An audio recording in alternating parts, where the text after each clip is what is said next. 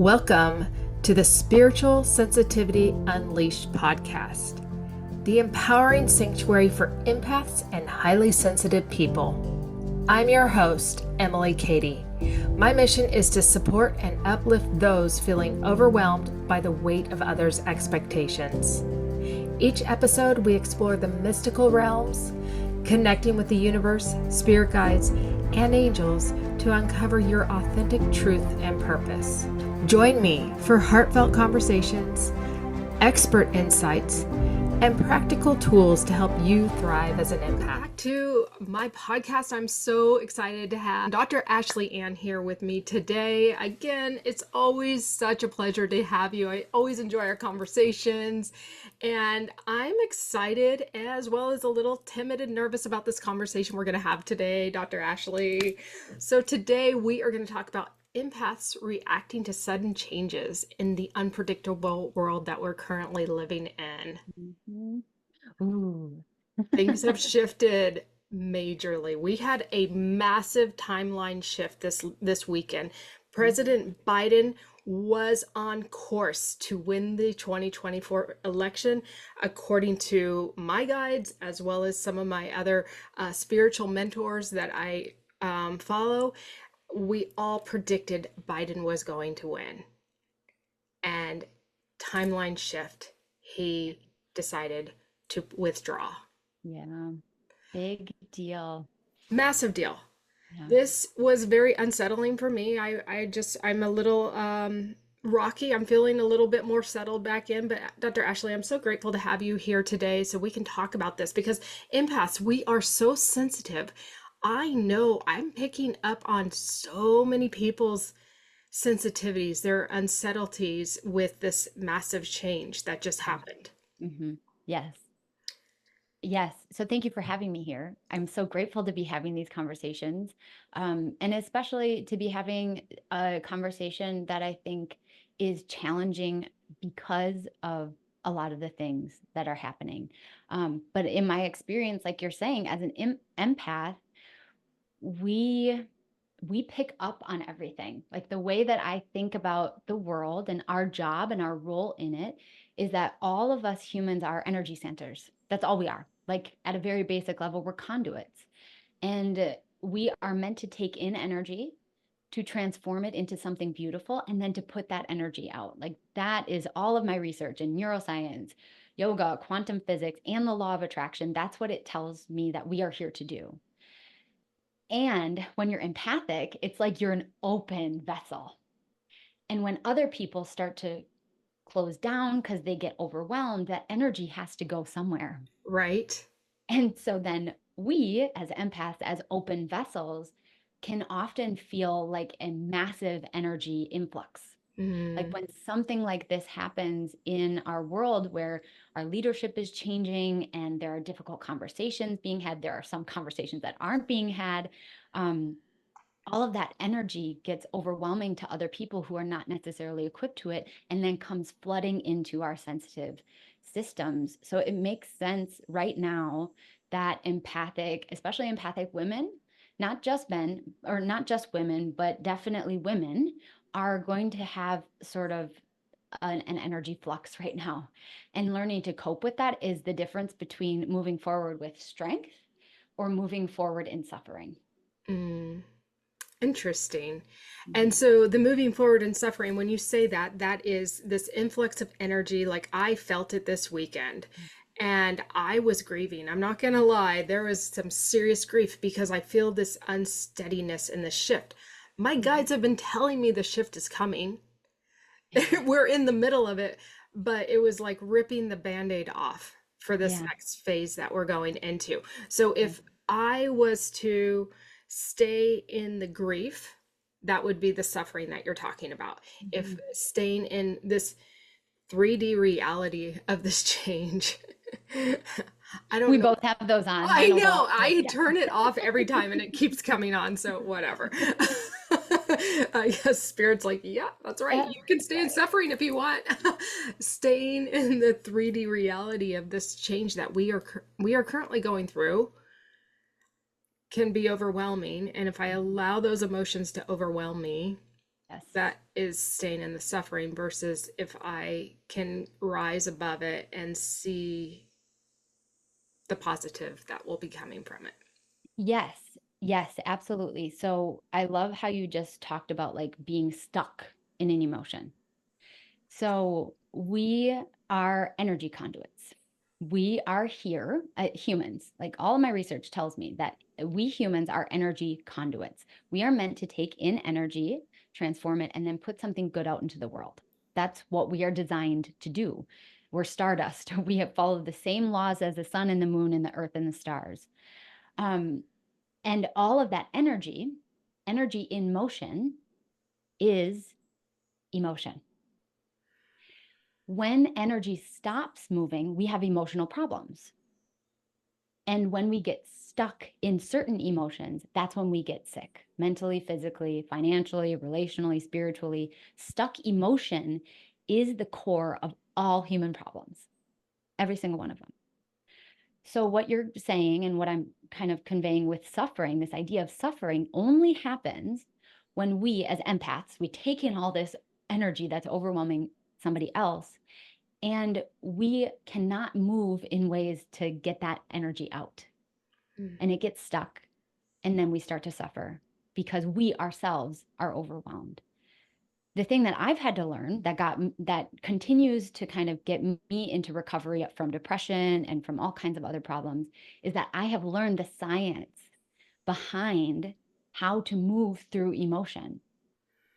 That's the difference. Like if we go back to the difference between moving forward with strength and moving forward with suffering, when we get stuck, that's when we suffer. And knowing a step-by-step formula for how to move that energy out is everything. That is, to me, the remedy for all of us empaths in this climate that we're in right now. Because I do believe that those of us who are the most sensitive right now need to be the strongest ones. Mm-hmm. I We agree. need to be the ones ushering in a new way of being, Right. while other people are tempted to turn to violence and hostility and exclusivity.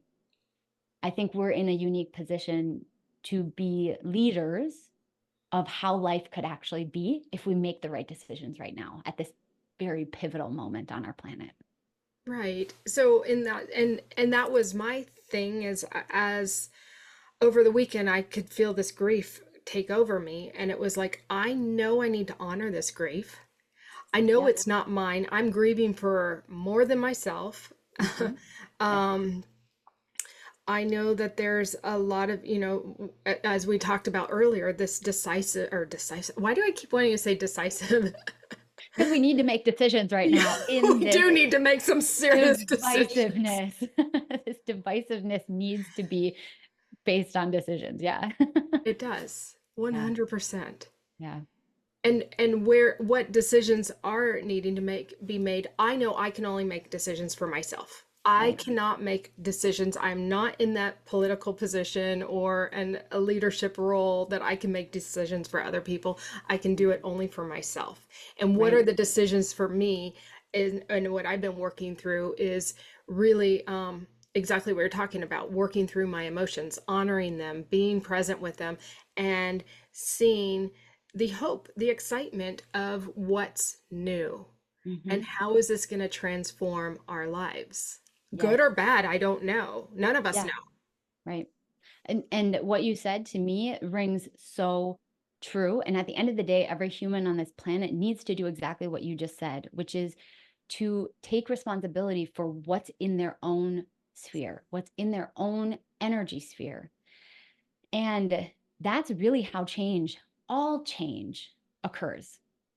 As much as we want to, people don't change through persuasion or through convincing or through arguing or through pushing. It's just not how people change. If you've been in a relationship that's not so great, you know that you can't change other people.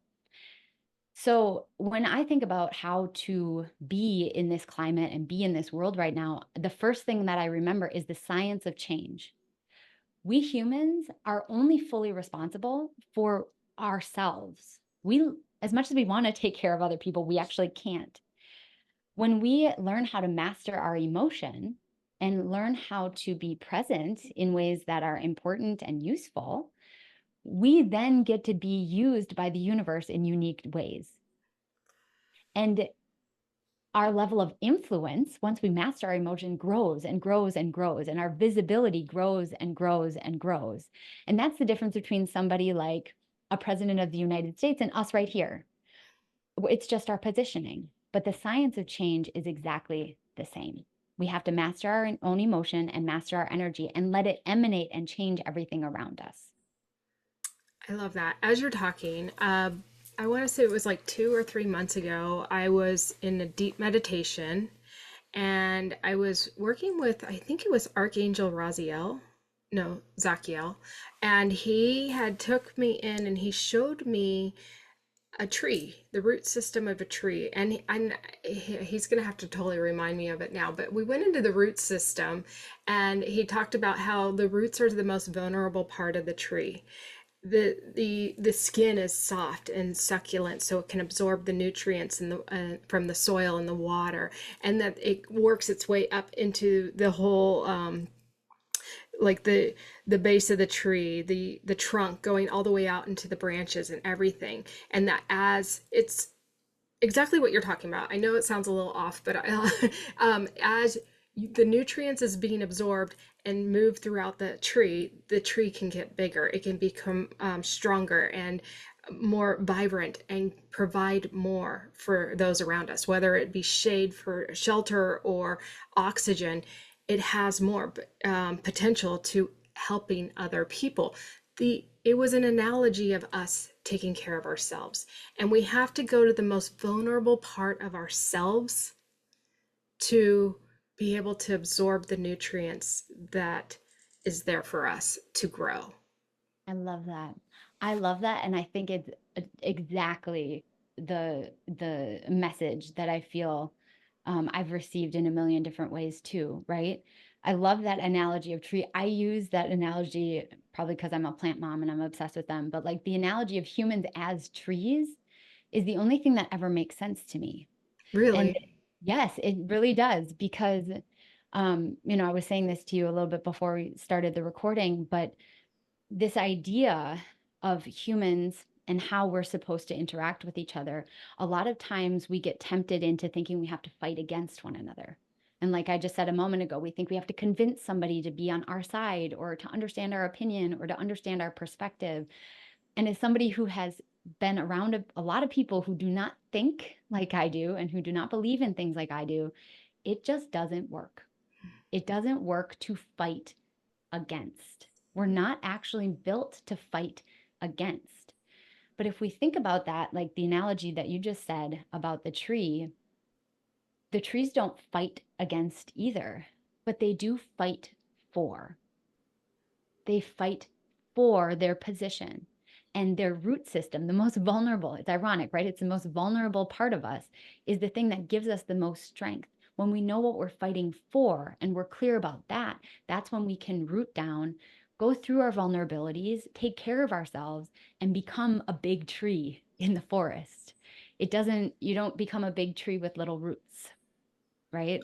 In No. most cases, there are some exceptions, but for the most part, you need a big root system to make a big impact. And I love that you highlighted that work of figuring out what we fight for and how to take care of ourselves and how to be clear in our energy is the most vulnerable work that we can do. Yes. So this time that we're in, this polarizing time, this unsettling, this chaotic time, this is the time for us to go within Mhm. and find out what what is our purpose? What is our why? Why are we here? Mhm. To have the impact that we want to have. Yes. Whether it's for ourselves, our family, it doesn't matter how big or small. It's what lights you up Mhm. Yes. and helps you feel grounded in these really polarizing times that we're in. Yes. And to preserve your light, right? And to preserve your energy. And that looks very different for empaths than it looks like for somebody who doesn't channel energy in that same way. Because that, I mean, I don't want to get too far off topic, but to me, that's the difference between an empath and another human being. We have the same neural circuitry. We can resonate and take on everybody's energy. Everyone on the planet has that. The difference between an empath and somebody who doesn't identify as an empath is the extent to which you channel that energy and your sensitivity to it, and how much it impacts you, and how much you can absorb it and make sense of it and translate it and interpret it, right? Somebody might be exposed to the same energy, but it comes in and it doesn't have the same home. It doesn't have the same settling path. And so it doesn't need to be coped with in the same way. But an empath takes in energy and can do a ton with it, because we feel more, so we can heal more, right? And I so love that. We feel more so we can heal more. I love, yes, love that. yes. And to me, that requires us being aware of our superpowers as an empath. I will tell you, I spent a lot of time feeling bitter and victimized because I was so sensitive. Me too. 100%. Like, very resentful that the world didn't understand me. The world wasn't set up for me. Like, why is everybody screwing with the world? If I were ruling the world, that would be better because I'm sensitive, right? And I can feel more things. But that has sort of fallen to the wayside as I've recognized that as an empath, I actually have more power. The double-edged sword, I think, about being an empath, especially during this time right now, is that because we can feel more, we actually have more rights. Like, we can do more, we can manifest more, we can relate to other people better. I think that we have a more intimate relationship with the world around us. We, have healing abilities like you do, like where we can serve a lot of people. But the thing is, as an empath with so many superpowers, the consequence of being human is that your rights and your responsibilities should always be equal. Mm. And that's the hard part, I think, about being an empath, especially right now when stuff is going crazy, is that with all of our rights, we also have to increase our sense of responsibility. And that's Yes. not being responsible for other people. No.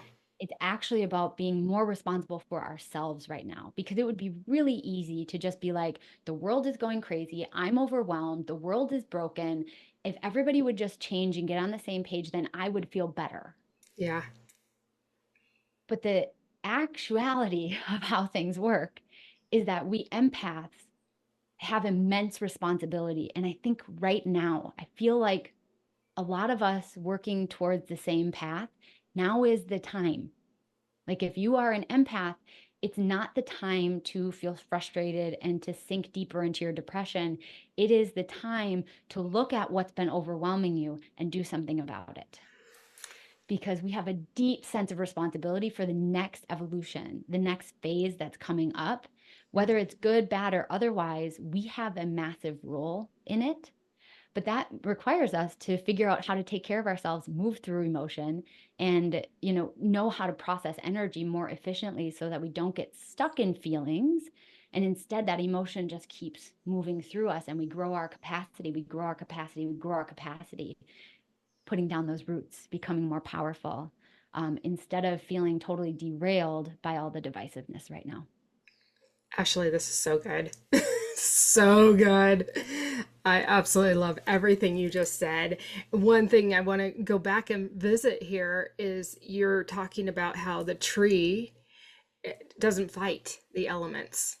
The wind happens, the tree sways the wind, the rain happens. It actually provides shelter for animals. It endures so much and it doesn't fight it.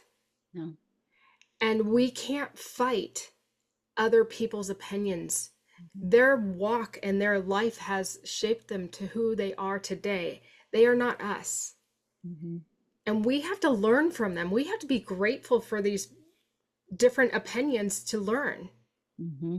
Yes. They are our teachers, as we are for them in some aspects of their life. We don't need to know details of how, but we do. I think in taking the responsibility is going, okay, I don't agree with certain things that are going on in the world. Why don't I agree with it? Mm-hmm. What is it doing inside of me? Mm-hmm. Mm-hmm. Yes, absolutely. Doing that self-reflection. And please don't let me forget, I want to go through a step-by-step model of how empaths can actually move energy. I love and it. I don't write it down. I don't want to drop to drop off our agenda. But what you just said about asking ourselves, like, why is this so triggering for me, is so important, because it will get us to the next step, which is, to me, where the difficult conversations change into connection, which is to ask ourselves, why do you feel this way? Like, why do they feel this way? And it has been, so for me, like I said, I have grown up with a lot of people who don't live, love, look like me. They don't share the same values in a lot of ways. And they're people very close to me that I love, right? So as a scientist, I have tried to figure out, like, oh, how do I transcend this? Because if I stay here, this relationship isn't going to last. And the relationship is more important to me than whether or not we understand each other. So I have been forced into this unique kind of existence. There are a lot of ways. I mean, I could talk and talk and talk about how my values have been challenged. The universe has put me in a very unique place where, I've grown up in ways that don't necessarily align with who I am, or I've had to do some things for my health that aren't aligned with my values. Like, the universe doesn't let me get away with being one-sided on, like, pretty much anything. And I'm very grateful for that. But I will tell you, it's been harder because, like, going back to what I was just saying, in moments of divisiveness, like right now, I have had to ask myself the very difficult question: what is more important to me here? Connection or being right? Connection or being understood? Connection or empathy? And for a long time, I was really afraid that that was going to mean that I was somehow putting my values on the back burner by Yes, I listening was to just going to somebody. ask about that. Yeah. Like, I was somehow betraying my own values by making space for somebody else's perspective. Right. And sometimes that does happen. And sometimes there are conversations that you can't have, which is why I think there is a lot of divisiveness, because there are things going on that at a mass scale we need to figure out, right? Yeah. But I think at an individual level, because I'm not a politician, because I don't need to be on a big stage, I've had the privilege of being able to ask those questions because I don't have to stand on a stage and be sure about my agenda. And what I have found is that what happens in those conversations, whatever the topic is, and they can be really polarizing topics, there is always one common thread that two people have. One, it's always there. Whenever there's disagreement about these hot topics, the heat and the energy and the friction is rooted in some kind of fear of loss, fear of being 100%. excluded, Yes. fear of being left behind, fear Mhm. of being left out. Mhm. So for me, for example, I've had very difficult conversations around, like, as a white woman, around white privilege and people who don't understand white privilege. I'm just throwing out as an Mhm. example, any kind of privilege, right? It could be about having money, could be about being straight, whatever it is. Mhm. And I've had those difficult conversations and been floored by kind, loving, considerate, smart people not being able to wrap their head around it, like not being able to understand my perspective around it. And the harder I fight, the harder they fight back. If I fight against something, I get more fight against, fight against, fight against. But in those moments when I've been able to be like, this doesn't make sense because you're a really good person in this world and I don't understand this. So I'm going to take a step back and be like, what is going on? I'm scared that by you having this belief system, there are other people who are going to be excluded and left out and oppressed. That's what I'm scared of. So I'm scared of. But what are you scared of? Which has been really hard for me to ask. And what I've noticed is that it doesn't matter the topic. It is always the other person being scared of being left out, being scared of being left behind, being scared of bad things happening to their country or in this world or to the people that they love or to Their themselves, neighborhoods here in the neighborhoods. States. Mhm. Exactly. Mhm. And I believe that this is my personal practice. I don't think everybody can do this, and I don't think every situation warrants this. But as an empath, my literal job is to be empathic. Like, that's my job.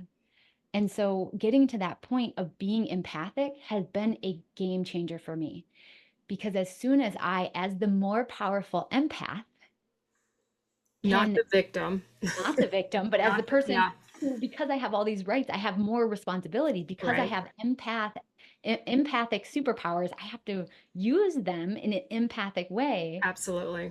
When I use it like that, it is amazing how much breaks down for other people. Yes. How they can start to show their roots, and Mm-hmm. to show their scars, and to show what they're scared of, and to talk about how hurt they've been, and how confused they are, and how afraid they are of where the world is going. And in that moment, when I use my superpowers, right, my rights to empathy, and I actually use it as a responsible person, I am able to connect more with another person. And not that this is the agenda, but after that emotional connection and resonance, there is more productive conversation. There is more resonance and more alignment and more understanding and more openness for everybody to get to a place where we're co-creating again. Because when we're both in fear and fighting against and fighting against and fighting against, that resonance isn't there. You can't do anything productive. No. But as soon as everybody meets at that place of, I'm scared, you're scared. Okay, well, let's figure out, we're scared together. And now we're sad about all these things. We're sad about these losses and sad about the losses that we've had in our life. The next step is relief, collaboration, and conversation.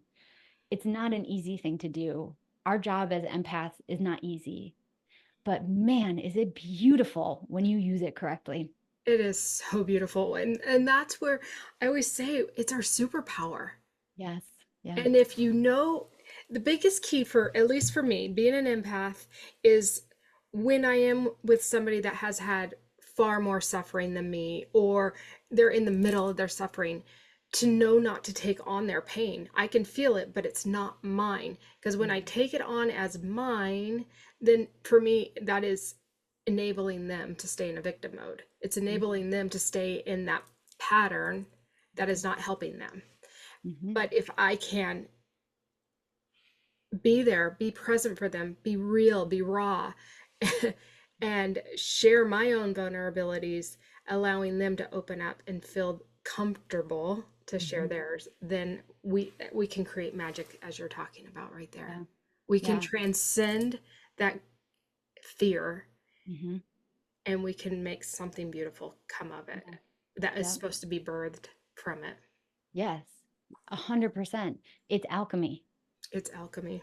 The Yes. science of being human is alchemy. We take in lead, mud, whatever you want to call it, and you create gold and a Yeah. beautiful lotus flower. Like that's the whole idea of us being energetic conduits. We take in crap and we put out, beauty and love and adoration.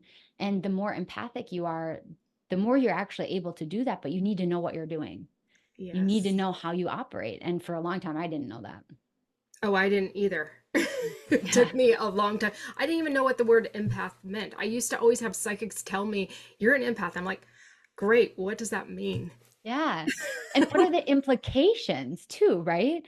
Right. Like, because I feel like that goes hand in hand. When you're an empath and you know you're sensitive, to me, that was just half the story for a long time. And that's where I got stuck in depression and feeling really victimized. Just knowing you're an empath is one thing, and it's a huge thing, but it's not enough. Because for me, it was knowing the science of how to be an empath, how to transform energy, how to go from anger, which is low vibration, to joy. Like there's a step-by-step path Yeah, and for you that. can't jump it. No, you It's can't. you You have to have go to through it. literally move up Yes, that trail to get to the joy. And that's, exactly. I mean, it's part of the human experience. Well, I want to interject really quickly. Being an empath is not just highly sensitive. I just want to make this clear for our listeners today. We are highly intuitive.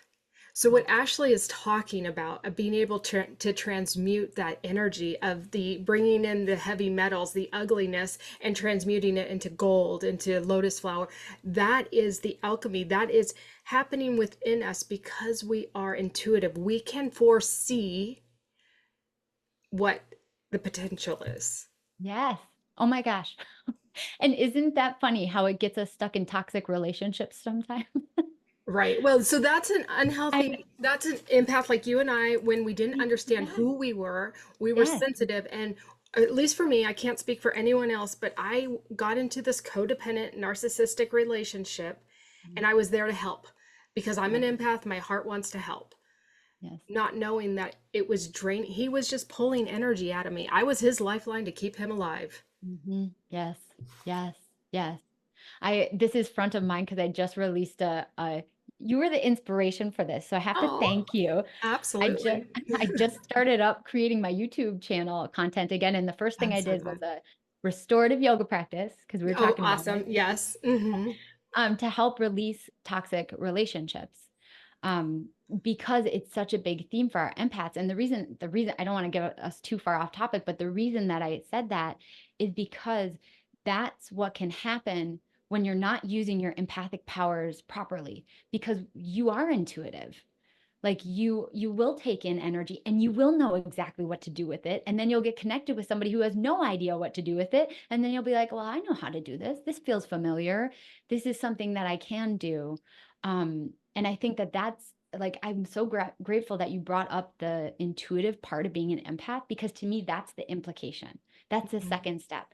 Being sensitive is only one piece of it, but the implications of that is using your intuition and knowing how to manage that. I think the problem is, this is just, I shouldn't say just personal experience, it's professional experience. Like, empaths are who I work with.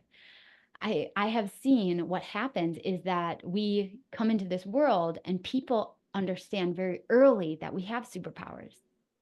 And without knowing it, they teach us how to use it for them. They teach us how to use it in ways that feel comfortable to them. 100%. So then when we get into our teens and we start dating, then that's all we know. That's how we know how to use our superpowers for other people. And Hmm. I think that, coming back to our topic, where it's this idea where this is a really tumultuous time, there's a lot of divisiveness. I think it's also very tempting, because I've been there, to be like, okay, how do I use this superpower for all of them? Right. The people who are suffering, the people who are, how do I impact this really tumultuous time? How do I do that out there? Because so many of us are programmed to use our superpower for other people. And you absolutely can. Like, I know you use your superpowers. I use my superpowers for other people, but I don't know if this is your experience. The only reason I can use it for other people is because I know how to use it for myself. 100%. And every day I use it for myself first. Yep, you cannot start the day without it.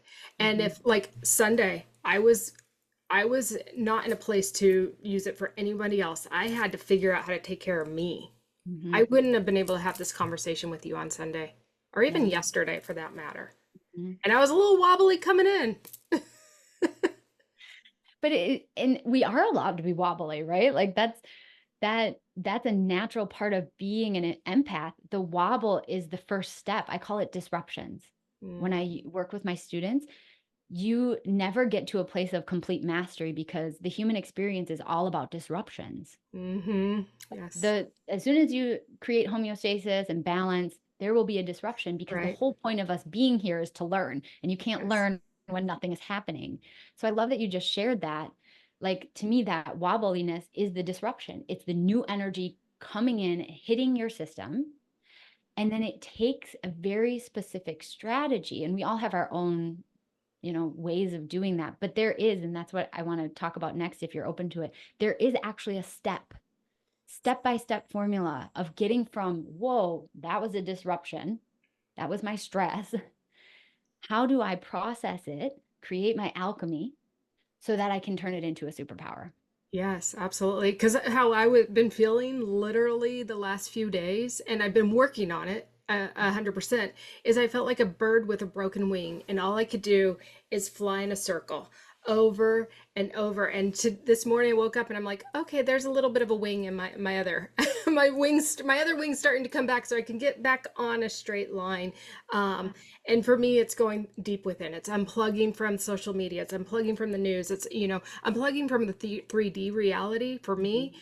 and going within deep meditation, doing yoga, restorative yoga, going for long walks, just to recenter myself and go, where am I at in this? How can I navigate this and be present with the emotions, the unsettling emotions that have arise. So Yes. I would love to hear your step by step Yes. formula. So I want to start out by saying this because otherwise I feel like I'll forget it. I just created a free guidebook but with 10 steps to recover from depression, and it walks people through this. Oh, I So love that. make sure I share that Yeah, link with yeah, you I'll in put case the they link in the want it. description below. Perfect. So what I found, I'm just going to give a little backstory. The reason I developed this system is because I was seeing my trauma clients and I was super overwhelmed and I got super burnt out as a counselor, as a trauma therapist. And nobody could really help me. Nobody could help me understand what was going on, why I was getting so sick, why I was getting so depressed. But I also didn't feel like the way I was taught to work with my clients really worked. Like we were always talking about the same things. It felt like they were venting and I was exhausted. They left exhausted. It didn't feel helpful. And I was trained at a really great university. It's not like I had a lack of knowledge. So at some point, I had to really be serious and be like, this is not working for me. And this is not working for my clients. So something needs to happen. And I started to work with neuroscience first. And then over the years, as my research came together, I also included yogic philosophy. Like my clients would do yoga on my office floor, right? Eventually, quantum physics, and then the law of attraction came in as well. So, taking these like four separate pillars and putting them together helped me understand that there is a specific order to how emotion is processed, to how energy is processed. Um, and one of my tools, that's what I'm going to walk us through, is called, I call it the spheres of emotion. But when I started using it with clients, they started calling it the emotion onion. So that The has stuck. layers coming up. That has stuck. Mm-hmm. So when you have a disruption, this is how the order in which to process it. Like this is the order that it'll happen. So the first thing that can happen, if we think about an onion, is that we've got the shell. When we are getting hit by so much emotion, if it's too painful, one of the first things that will happen is we'll go into shame and we just kind of freeze, like trying to orient ourselves and trying to get grounded. So that's the first phase of, you can call it emotion integration. So, like, if we're talking about what's going on in the world right now, this massive disruption, it's normal and natural for all of us to kind of want to retreat, withdraw. Like, that's what shame does. It's like, what is going on? I need to isolate and kind of just get my bearings. But we can't get stuck there. And to me, having a step by step path is super helpful because otherwise, emotion can feel really intimidating, can feel really overwhelming. But if you can let yourself sit in the shame, the freeze for a little bit, there's another layer underneath. And what's happening in this emotion onion is your root system, your nervous system, is going from the most defense that it has to emotional experiences that are more vulnerable. And really, they're all healthy. We're supposed to be able to beat like a heart, right? In and out of all of our emotional experiences when we want to. But if Right. we get stuck in shame or stuck at any layer, that's what we're kind of talking about here, Mm-hmm. is that that's the problem. That's when empaths become sort of stuck. So I'm going to walk through kind of the order of how emotions, happen, but I wonder if you already have like questions or thoughts as I'm talking. Oh, I love what you're saying so far, and I can totally see it like being stuck. Like I could have chose to stay in my grief.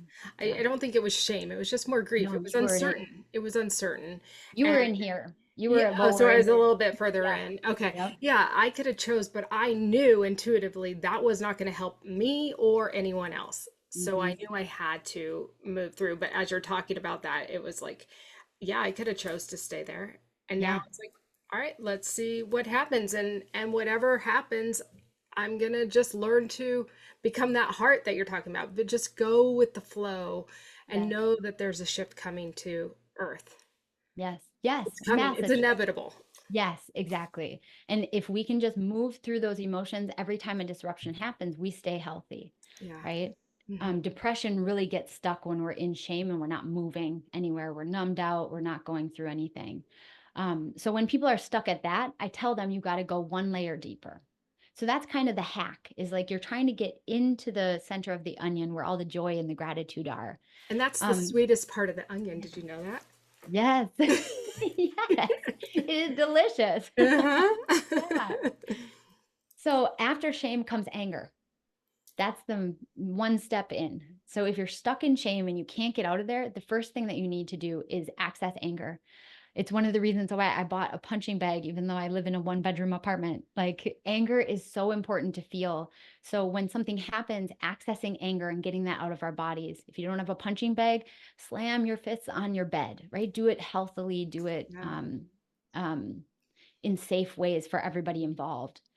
So the thing is that anger is designed to defend us, and it needs to come out. That energy needs to come out. It's a fight response. But again, not fighting against. We got to figure out what we're fighting for. Ah, I love that, Ashley. Thank you. Yeah. So after anger, the next one is what I call responsibility. So responsibility is, once you got all the anger out and you're lashing that out and getting that out of your system, the next thing we have to ask ourselves is, how am I responsible for this? How can I take responsibility for what's going on in this world, in my heart, in my world, in my relationship, at work, whatever it is? This can be kind of difficult because sometimes it's hard to figure out where we are responsible. But Right. for me, especially in the political climate that we're in, I always remember that I have my vote. Yes. That's where my responsibility is. Yeah. Being informed, that's my responsibility. When we get stuck in responsibility, it turns into a guilt. So that's why people have guilt about how they're being in their partnerships, or as a mom, or as a daughter or a son or whatever. Like, guilt is not helpful. Guilt has no place. We get stuck in there, we feel guilty. So we got to make sure that when we're in responsibility, we're not getting into guilt. Yeah.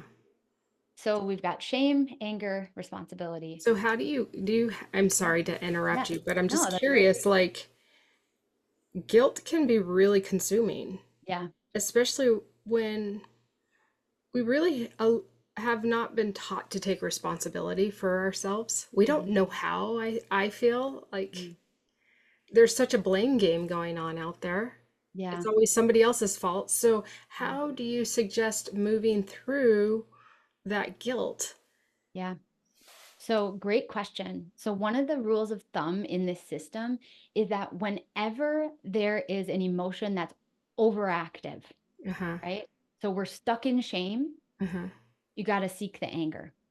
Okay, If you're so you just stuck, got to keep moving. Let's like you, moving up the well, like vibration. seeking Mm-hmm. it. And Mm-hmm. that's kind of the confusing thing, is like, when we're stuck in shame, the last thing we think we're looking for is anger. Right. But what I found with my clients over and over and over again is, if I couldn't get them out of shame, we would talk about what they're angry about.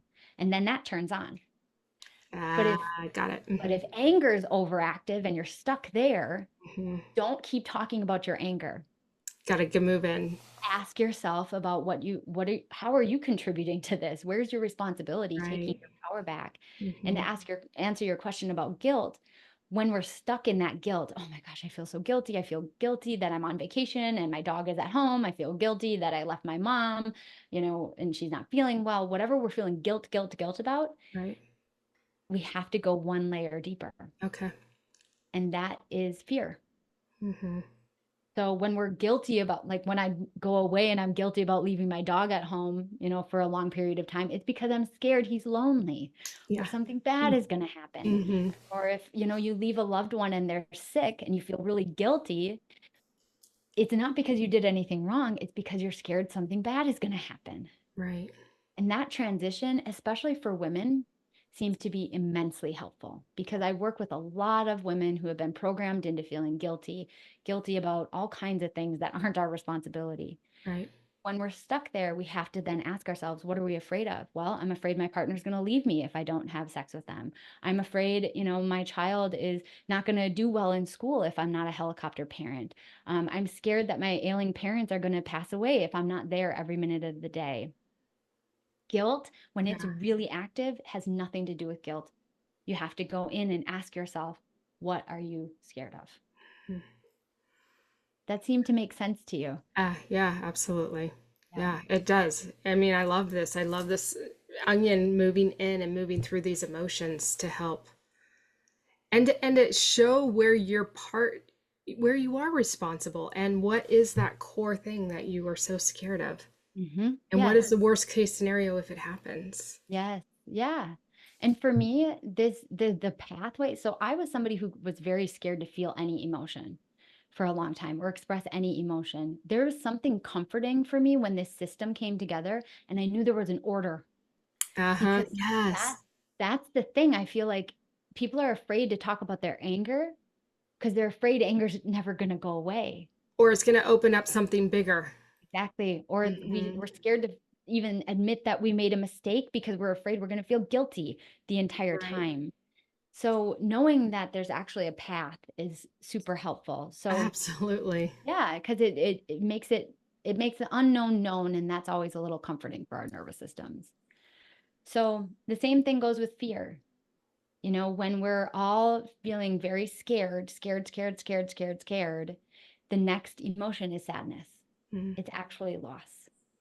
And what I've found is that people who worry a lot, people who, obsess over bad things happening, it is because they actually had some bad thing happen, Hmm. or they already did lose something, but they're not processing that loss. So they're Right. stuck in the fear and they're unwilling to go deeper because sadness is so vulnerable. Very, It's very. You, just, you lose a sense of yourself. it's literally Mm. loss, Yeah. right? We feel Yeah. sad That's how because I we felt on lose. Sunday. Yes. Yeah. Yeah. I'm like, oh, I lost myself. I lost my 18-year-old dog back in November, and it took 3 days to find myself again. Yeah. My soul was gone. Yeah. It's an immensely vulnerable and disorienting emotion. Sadness, loss. It's all, It yeah, it's heavy. There's it's nothing you heavy. can do about it. Like Mm. You just have to with sit with it. yeah, with anger we fight, with responsibility we fix, with fear we flee, but with sadness, all there is to do is frown. Yeah. I mean, I felt like a shell of a person, but I Mhm. knew I had to sit through it and I knew I'd pass through. Yes. But I know a lot of people don't know that. No, no. And that's what I'm saying. That's why so many of us, especially empaths, when we have a disruption, sometimes we're hesitant to go that deep because we don't think it's going to end. But man, especially on the other side of sadness, good things happen. That's like Mhm. where the pendulum It's swings. the fertile ground, huh? It is. It's so fertile. Yeah. Yes, I love that. It's so hard, but so fertile. Yes, sadness is one of the hardest ones, and it was one of the reasons why I created this map, this system is because I had to have scientific proof for my clients to be like, "No, we need to go into this because here's what on the other side." And there was something about that I feel like people could trust then. Mm. And it makes us more willing to then go into the sadness. And for me, in this climate right now, that's kind of where I sit. Something happens and I don't always get into the other ones anymore. I feel sad. This Mm-hmm. is a loss. This is hard. Mm-hmm. Mm-hmm. And it's hard to sit there because sadness is really heavy and it can be draining. And also, I think you contributed an immense example, like a perfect example, when you said, I sat with this though. I Mm-hmm. sat with my sadness. I didn't go back to fear or guilt or blame with anger or shame. I sat with the sadness long enough so that it can transmute into relief. Yes, Relief is the next layer. it And absolutely is. And that's exactly where I'm at. It's like if there's a relief of knowing I can't control what is going to happen. right, right, right, And it's right. like all I know is I can control myself. Yes. And there's a relief of going, all right, Yep. something beautiful will come out of this and Yes. trusting that. Well, and what you just said is the next layer, which is hope. Ah. Mhm. Relief gives us peace and it allows our systems to settle enough to have a different perspective, Yes. right? Because when we're preoccupied with our anger or our feeling of responsibility or fear or sadness, but man, relief sits in and you like get this clear picture. And from there, you can look at things in a different light and create hope. And that's the Yeah. next layer. And Ah. now we're getting into the delicious stuff, right? Because hope Yes. what gives us energy for the next phase, what gives us um, uh, sort of like a propulsion, right? Like to create the next thing, because that's the thing, we create our reality, and Right. without hope, we won't create You can't. anything good. Yeah, you stay in Yeah. that negative cycle. And Yes. it's so interesting. So my teaching would be very similar, but I'd be saying, okay, the 3D, we're Yeah. stuck in the 3D, and then once you hit hope, would be now you are in the 4D. You're able to Yes. see above what's going on. Yes. So that's what this system actually is. Yeah, First it dimension, really second is. dimension, third Yeah. dimension, Yeah. like all of these layers, I that's love it. exactly what there are. So you can Mhm. see it. Like Yeah. I really feel like I didn't necessarily create this. I just mapped it out for us. I just discovered it. I love Like this. This is that's what I so feel like helpful. happened, because so many of us have this system in us. It's like all I did was discover we have a heart. That's it. Now Mm, you know that you have a heart, you can work it, right? right. So once you get to the place of hope, then you get to a place of gratitude. Because Hmm. then after you feel hope, you can look back and be like, okay, everything that happened was for a reason. Hmm. And that gratitude then shifts us into bliss, Hmm. joy, joy, joy, joy, joy. And Yes. that is the center of this emotion onion, like our emotion map, spheres of emotion, the dimensions of emotion. And I think it's important for empaths to remember that you have to go through the emotions to get to that core. Right. Because right now, in this really tumultuous time, there's going to be lots of disruptions. And the way to cope is not to resist that. It's actually to take it in, process it through the spheres, process it through the dimensions, move that energy through, so that when we go out into the world, whatever that way is, small, big, in between, we are vibrating at a frequency of relief, hope, gratitude, and joy. Yes. That's transmutation, that's alchemy. But there's a That's, step-by-step process to that. yeah, and you have to go through it. And Yeah. that transmutation is going into the new earth or the 5D, whatever Yeah. everyone is talking about. That is exactly where we're headed, is this, my guides keep calling it the shift. We're going through a 30-year shift, and the goal is to get to that 5D. The 5D is actually, I believe, when we are in the spirit realm. I don't, but we can get to the 4D. But I love that it's, you've taken, like, I have this concept that is really on like a high level, and you've taken it really down, down, down, so we can create this within ourselves, within these little disruptions that happen in our life that we may make into something bigger. Then Yeah. if you think of the large scheme of things, it's a small disruption, and Yeah. there's some learning to be had from it. But if we stay with it thinking that it's devastating, we'll Yeah. never learn from it. We'll Right. never be able to get out of that. Right. And the same, it's the same path for a big disruption, like what's happening on a global scale, as it is to a small disruption, like Yeah. you drop a glass in your kitchen, right? Like Right. it's the same thing. It's a system, and there's a science to it. And my hope, my belief, and I believe, you talk about this 30-year shift. There have been times when I'm like, why was I born during this time? This Me is too. Seriously, why? what is happening? I did not sign up for this. Right. Can we go back to like 1980s? I know, right? When I was just talking to somebody about the fact that people in our generation are going to be this is the most massive shift in technology on the planet that will ever happen, because we had a rotary telephone I know, and right? now we have a smartphone and AI and all of the things. Yeah, And I think, so as different. although technology is going to continue, right, to evolve, and it's going to blow our minds, the difference between a rotary telephone and a smartphone, that distance will never be crossed again. I really No, just don't think it will be.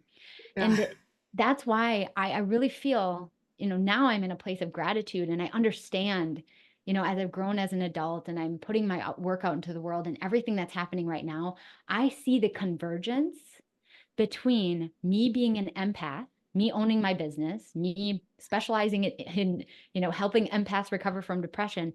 I now see why in this world I agreed to be here. Yes. And I really do think that empaths have an enormous role in this transition, but we need to do what we're doing. We cannot be, and I'm projecting my own self, stuck isolated, alone, depressed, feeling hopeless, feeling like we don't belong, like feeling all of those things. Like we can't be sick anymore, mentally, physically, financially, relationally, and spiritually.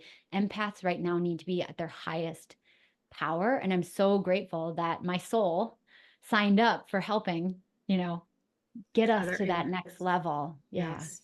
And mine is the same. It's about empowering empaths to turn their sensitivity into their superpower. And that pathway that you just mapped out for us is, hi, little buddy. um, is he's totally fine and he's always welcome. Is so empowering to keep us moving forward because we are here to Yeah. have a human experience. Yeah. We are going to constantly be facing those different layers of that onion. Yes. It's just part of our experience. But how fastly can we move through it? I don't know if Yes. fastly is the right word. How quick can we move through it? Or how, or do we want to choose to be stuck? Yeah.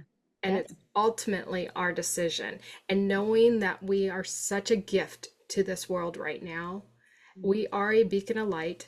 Um, After my near death experience, I remember having a talk with my guides, and I was so angry that I came back because the density down here is harsh, Yes. whereas up there it's expansive and it's freeing. And I was so mad, and I was like, why am I here? And so they took me into this meditation, and they, in my, when I meditate, I go into the 4D, 5D and above. I'm constantly going into the spiritual realm, and I'm Yeah. up there. And as I'm up there, they took me as if I was like flying in a plane, and I was over some dark land. And as I'm flying, they showed me, and I can still see it right now. Like, you know, when you fly at nighttime and you start to approach a city or an urban area, and you start to Sure. see some lights on the Yes. ground, and then Yep. all of a sudden it's like flooding of lights. Um, that is what they were showing me. And they were showing me, you are a beacon of light to help light up those that are in the dark. And it's the same for you, Dr. Ashley. We are here, and it's the same for probably Yes. everyone here listening to this. Absolutely. We are 100%. Yes. here. I'm not going to say probably, it is the same for everyone that is listening to this. We are a beacon of light Mm-hmm. to help light up those that are in the darkness. It's Yeah. our free will whether we choose to be that or not. Yes. And the free will is actively moving through those layers Yes. that you have mapped out for us. Yes. It's cognizantly being aware of where are we stuck in different patterns that are preventing us from moving forward Mm-hmm. and keeping us in this cycle of lack. Mm-hmm. And how can we break those thoughts, those patterns to keep us moving to have a better impact? That is that root system that we talked about, being Yes. vulnerable and honest with yourself. Yes. And taking responsibility for that. I feel like, and maybe you see this with people you work with too, as empaths, it can sometimes feel really overwhelming to get ourselves to that place, right? You look at your life and you're like, how do I get to a place of ascension and where I'm feeling happier and healthier? But for anybody listening right now, I want to make sure that something is clear. It really is as simple as deciding. That's it. Yeah. That is the difference between, so for example, I do these strategy calls where women decide whether or not they're going to join my program. The difference between somebody who's going to succeed in recovering depression and who's not going to is the person who has decided. And I think a lot of times, and I'm going to speak for my own self right now, we think that it costs so much time and money and energy and we don't have it. And Mhm. that sabotaged me for a long time. I can't invest in this because I don't have the money. I don't have the time or the energy to do this. But the truth is that manifestations happen the moment that we decide we're going to make them happen.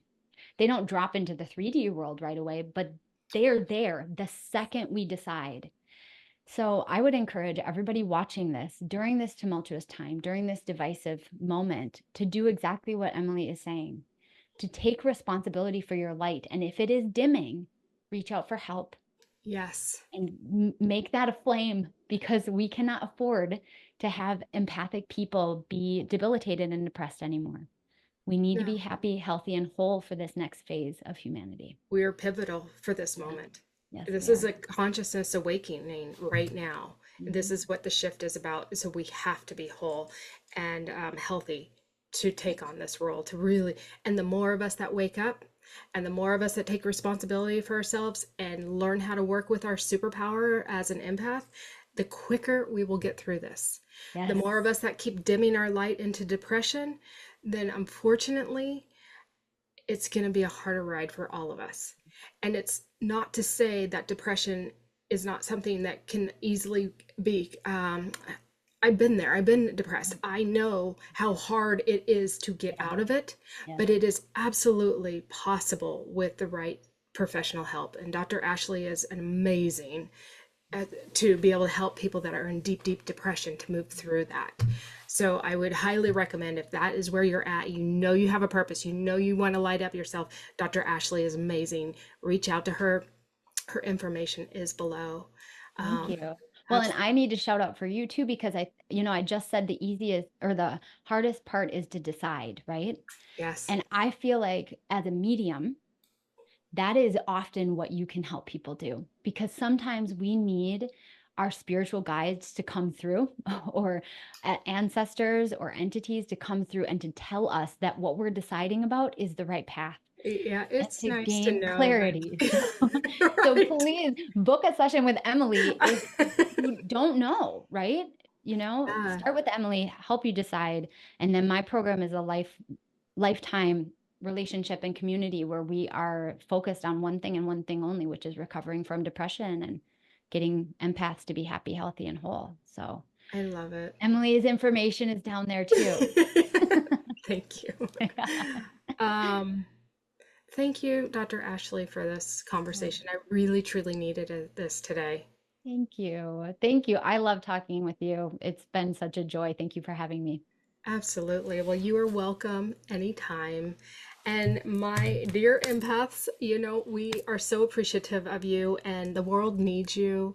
You have so much power inside of you, and it's time to turn up that light to shine bright and have an impact not only in yourself and those around you, but even the light will go out beyond you even knowing and positively impacting lives. So thank you so much for your time today. Thank you for being who you are, deciding to come into this lifetime at this pivotal, crazy moment that we're all living in, and being willing to decide to shine your light. Thank you for joining us on this episode of Spiritual Sensitivity Unleashed podcast. We hope our conversation today has inspired you to embrace your true self and connect with your inner strength. If you've enjoyed this episode, please take a moment to subscribe, rate, and review my podcast. Your support helps me reach more empaths and sensitive souls like you, empowering them to reclaim their inner peace and transform their sensitivity into their strength. Stay connected with me on social media and visit my website at EmilyKady, that's EmilyKady.com, for more resources, upcoming episodes, and to book your own intuitive channeling session with me. Remember, you are not alone in this journey. Together, we can navigate the path of authentic living and spiritual awakening. Until next time, stay empowered, stay connected, and keep shining your light.